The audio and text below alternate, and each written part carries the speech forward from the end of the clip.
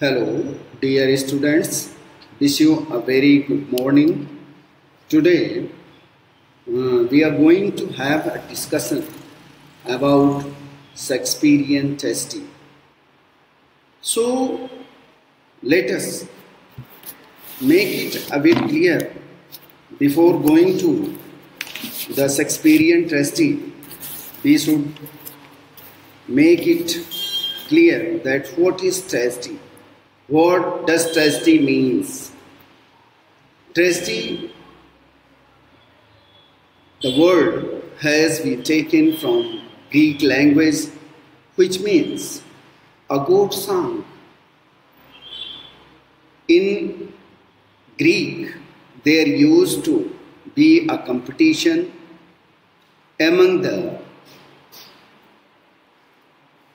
playwrights as well as among the plays. But at the end of the contest, the winner was awarded with the goat. That is why this term has got the name a goat song. And one more thing, let me tell you that in Greek, the tragedy was used to sing. It was not into a narrative form, but it was always being written into poetic form, verse form. That is why this term is known as a goat song. So, today, before going to Shakespearean testing, we should cast our eyes on the definition of Aristotle, who was a great philosopher as well as in his book Poetics has given the terms and conditions about the theatrical presentation as well as he has told a lot of things about the aesthetics of the literature. So, Aristotle defines that tragedy is an imitation of an action, serious, complete, and a certain magnitude. We see that here are three words. Let me explain one by one. An imitation of an action. An imitation of an action means man in action. It is a story of a man who is in action, who is a bit different from the common people. The second is serious complete. Serious complete means the whole story is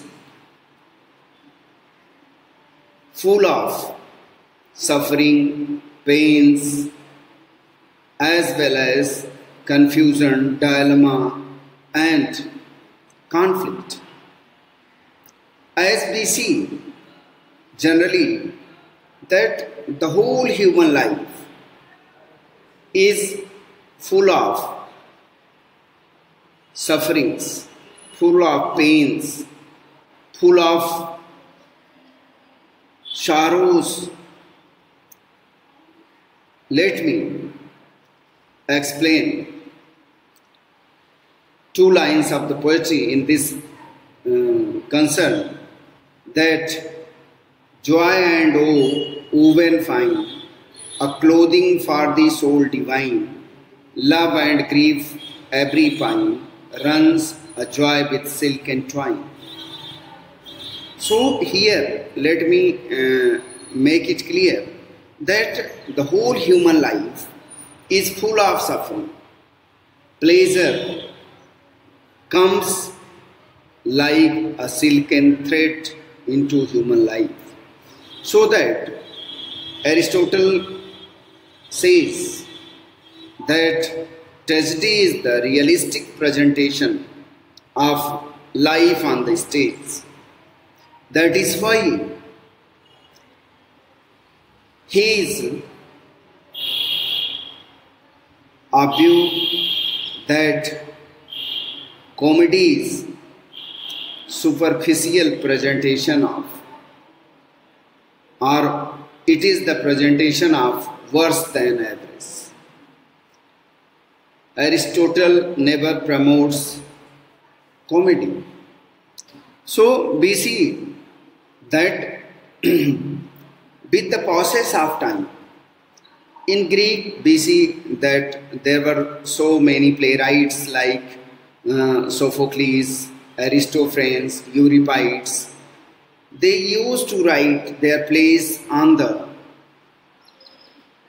terms and conditions of the poetics. But in that time, we see that in tragedy there was a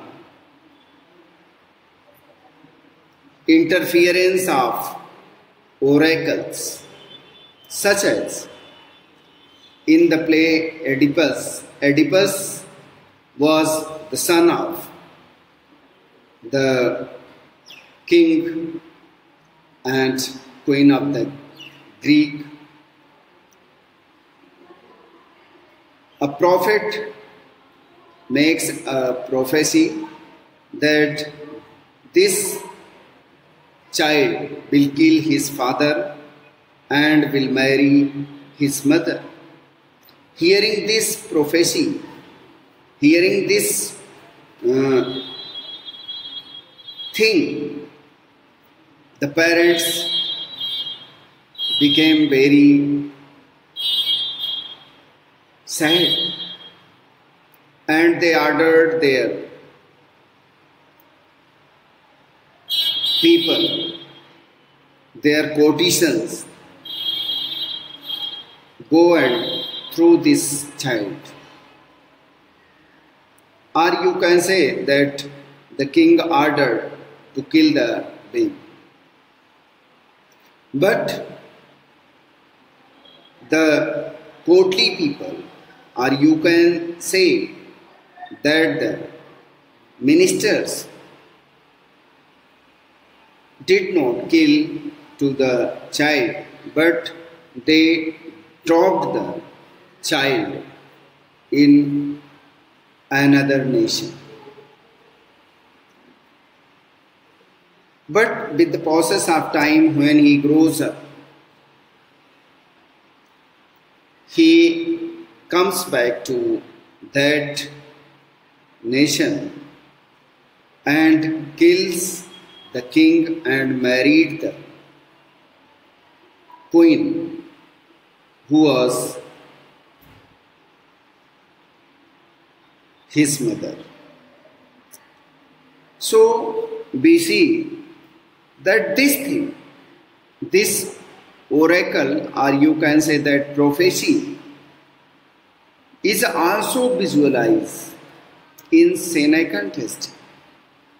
Senecans of 1st century, who were the Roman writers. But Shakespeare has adopted the theme, concern, and twisted it or mingled these concepts, Greek and Roman, in his plays. That is why we see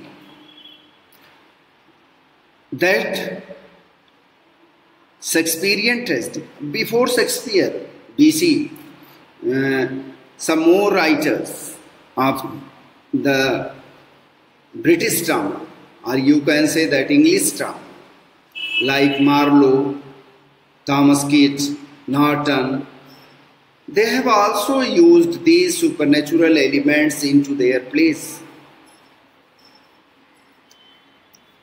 Marlowe in his Dr. Faustus,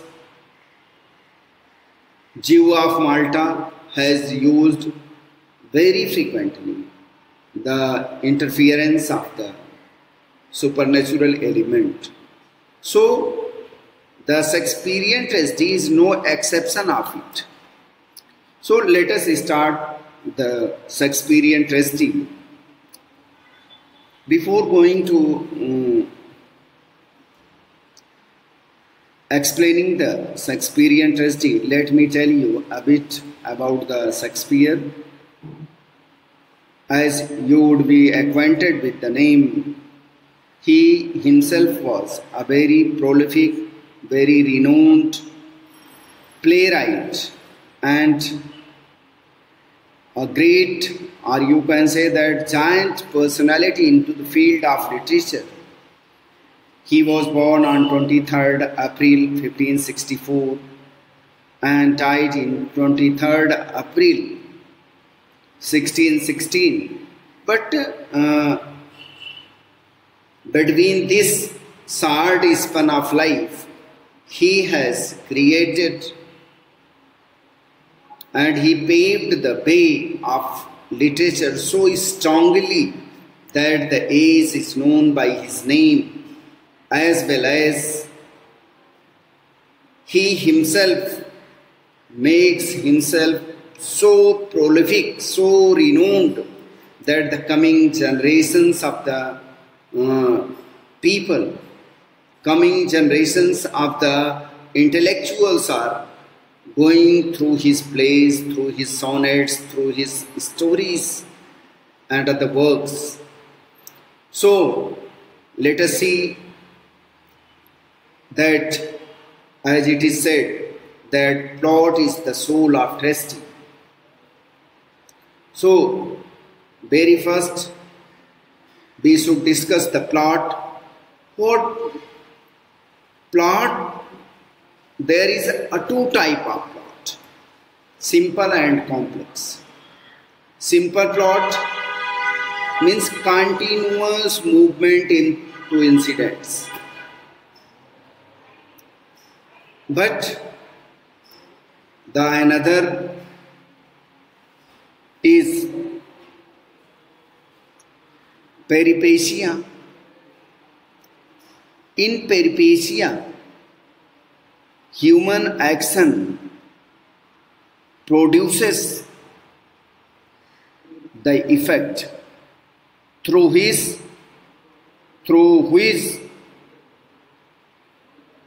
the protagonist gets his doom and suffers into the story.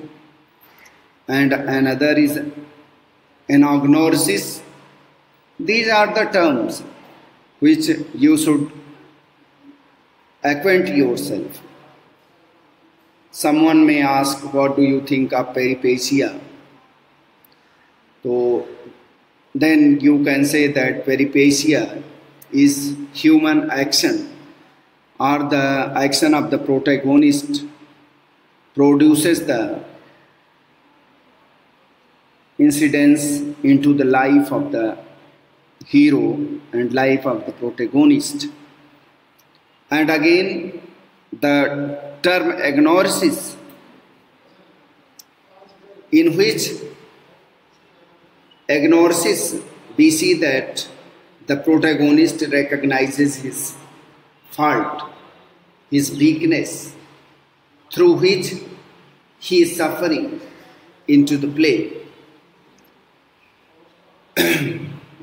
So, we see that the Shakespeare has written almost 36 plays,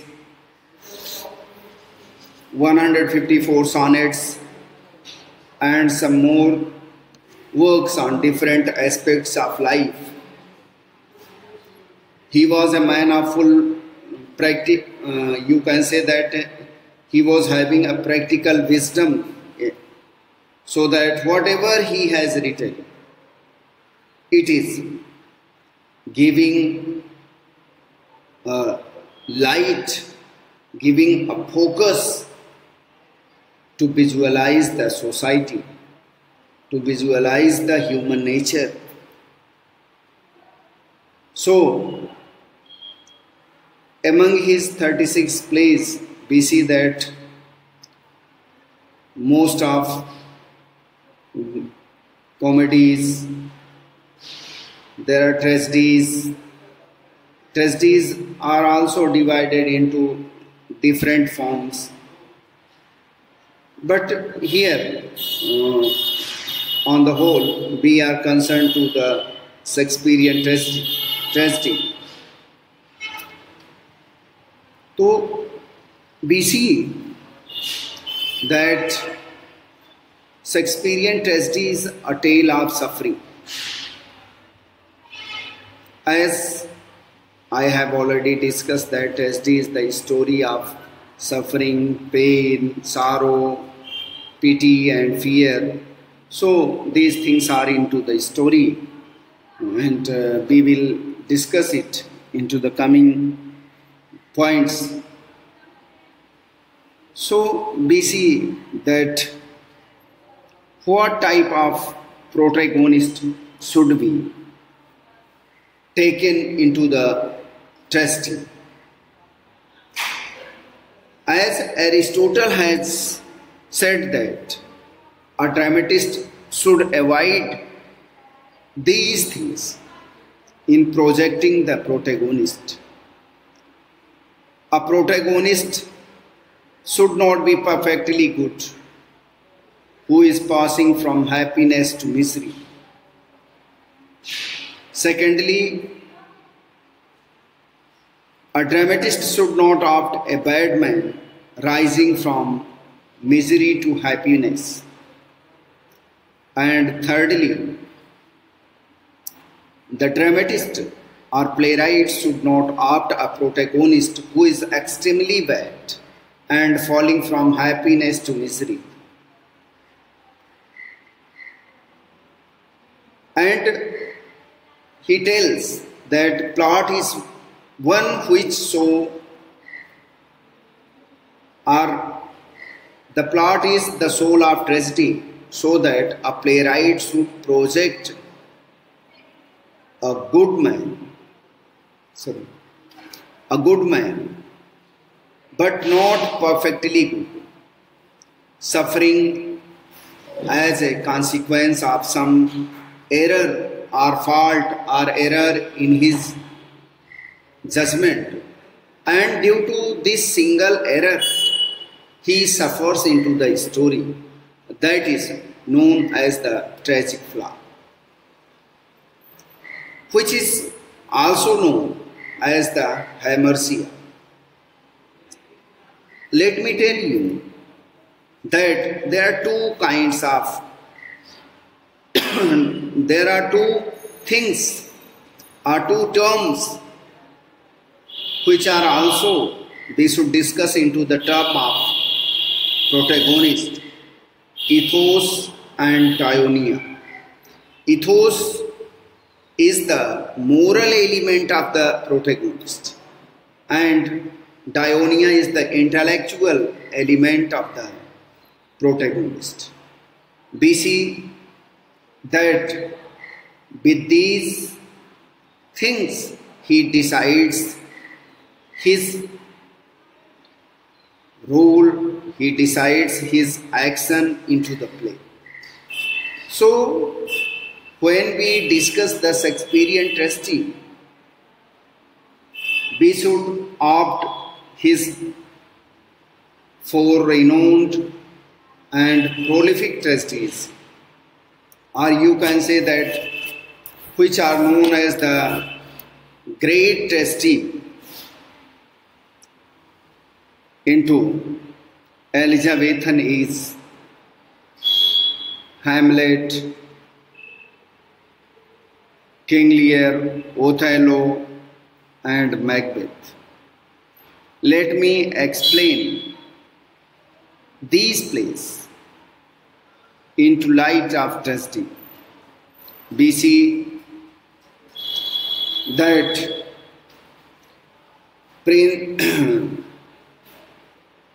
Prince Hamlet is a very young guy. He is a very intellectual scholar. He comes to get the news that his father, King Hamlet, has passed away. But when he comes, he finds that at the very day of the funeral ceremony, his mother Gertrude is marrying to his uncle Claudius. This thing creates a suspicion into the mind of the Prince Hamlet.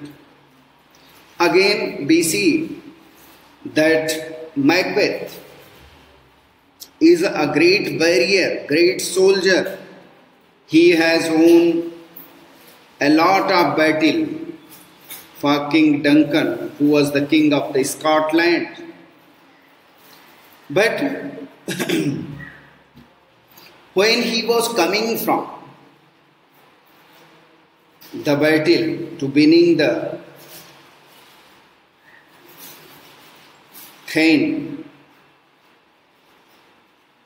accidentally witches comes into his way and said to him, "Hail thee, Thane of Kadar, Thane of other nations." And they said that you would be the king of Scotland. But at that moment, they tells to Banquo, his friend, that not you, but your friend, not you, but your son should be the king of Scotland. Now we see that hearing this prophecy of the witches, a vaulting ambition arises into the mind of the Macbeth. And when he reached his palace, he tells this thing to Lady Macbeth. Lady Macbeth provokes this vaulting ambition a bit more. That is why into the play she is known as the fourth witch. And we see that he arranges a feast into his palace and he calls King Duncan, but unfortunately the Duncan is being killed by Macbeth at that night.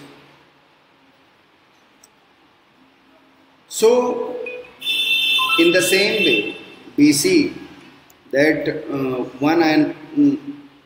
Othello, who himself is a great general and got married to Desdemona, beautiful lady of the country. We see that he also suffers into the play due to one weakness of suspicion into his mind. But King Lear, who was at every inch the king and father, but he gets his doom because of the love of flattery. So, in these plays, we see that each and every protagonist of the play, whether it is Macbeth, Prince Hamlet, Othello, or King Lear, they are having a certain likeness into their nature. Just as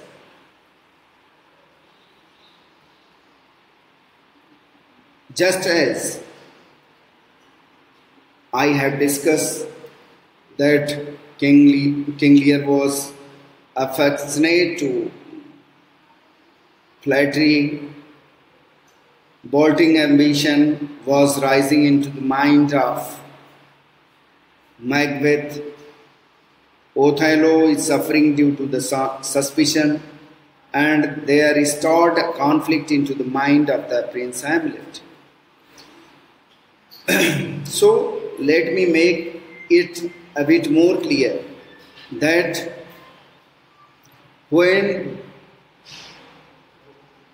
Macbeth kills Duncan, he kills Banquo and some more near and dear ones to secure his throne.